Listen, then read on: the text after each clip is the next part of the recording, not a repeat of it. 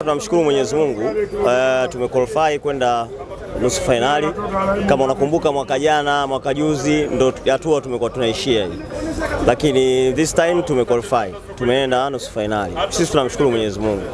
Na nikiangalia of course, ukiangalia timu, uwezo, ubora wa timu yetu, mimi kwangu naliona hilo linawezekana kabisa kuchukua makombe yote matatu. Inawezekana kabisa. Kwa cha msingi tu ni kujipanga na kuendelea kupeana nguvu na kumwomba Mwenyezi Mungu inshallah atatujalia. Tunaona Simba inaendelea kufanya vizuri na mnasema mnaendelea kujenga timu.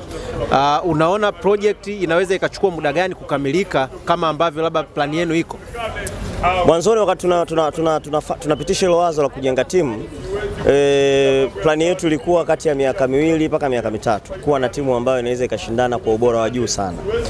Lakini project hii naona kama imewahi hivi kuiva.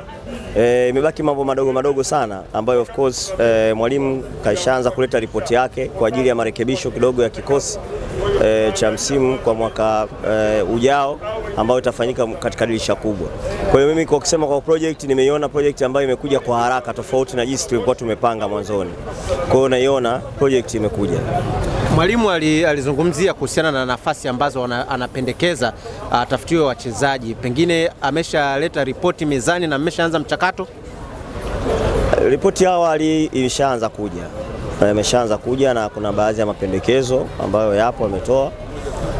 Lakini sasa uwezo ukatoa hitimisho la mwisho kwa sababu ligi bado inaendelea na tunatarajia baada ya mwezi Juni tutakaa kikao.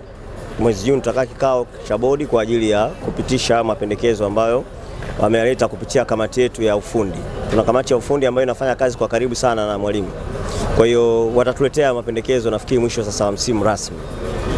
Tumeona taarifa rasmi ya serikali kwa maana ya wizara kwamba uwanja wa Benjamin Mkapa umefungiwa, lakini Simba ina mchezo wa nyumbani wa kimataifa Aprili 20. Pengine mmeshafanya namna gani kuhakikisha kwamba mmepata uwanja ambao mtatumia kwa ajili ya mchezo huo? Tulikuwa bado tuna maongezi na serikali kuangalia kama tunaweza kufanya marekebisho yale ambayo yanahitajika na CAF kwa haraka ili kuweza kucheza mchezo wetu wa nusu finali uwanja wa Benjamin Mkapa, uwanja ambao tumeuzoea, uwanja ambao tunasema kwa Mkapa hatoki mtu. Lakini sasa nafikiri by kesho tutatoa kabisa statement rasmi kwamba mechi yetu tutaenda kuicheza wapi. Lakini kwa sasa hivi bado tunaendelea na maongezi na serikali ya kuhakikisha kwamba tunaangalia jinsi ya kutatua hizo changamoto ambazo zimejitokeza katika uwanja wetu wa Benjamin Mkapa. Matarajio yapo kwamba game inaweza kupigwa Benjamin Mkapa? Siwezi kusema kwa 100%, lakini kwa mvua hizi jinsi zinavyozidi kuendelea kunyesha bado tuko kwenye 50% kwa 50 ili kuangalia jinsi gani tunaweza tukafanya hayo marekebisho. Kama inawezekana yakafanyika kwa haraka tunaweza tukacheza Benjamin Mkapa, lakini kama itaonekana hatuwezi kuyafanya kwa haraka, maana yake itabidi tutafute uwanja mwingine alafu tukiendelea na hayo marekebisho ili kama ikitokea tumeingia finali basi mechi yetu ya finali, kwa sababu finali tunaanzia nje tunakuja kumalizia nyumbani, yani medali tunakuja kuvalia nyumbani. Kwa hiyo basi tuvalie Benjamin Mkapa, kwa maana ya kwamba katika hichi kipindi cha nusu finali, mechi za nusu finali na mechi ya kwanza ya finali tuwe ndani ya marekebisho ya uwanja. Kwa hiyo tunaliomba hilo. Nafikiri sasa kesho of course wanachama, wapenzi na mashabiki wa Simba Sports Club watapata kujua mechi ya nusu finali inachezwa wapi, kama ni kwa Mkapa au kuna uwanja mwingine. Lakini kulingana na namna ambavyo viwanja vimekuwa vikikarabatiwa nchini, hamjaona uwanja wa Amani Zanzibar kama unaweza ukawafaa kwa ajili ya mchezo wenu wa nyumbani?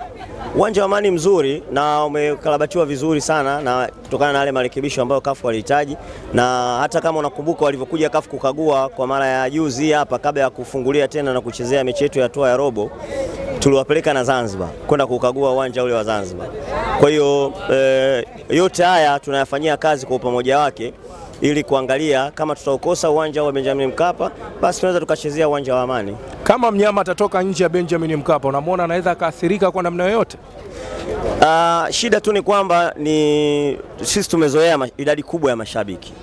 Kwa hiyo nje ya uwanja wa Benjamin Mkapa viwanja vingine vyote vina idadi ya mashabiki chini na ukilinganisha na Benjamin Mkapa.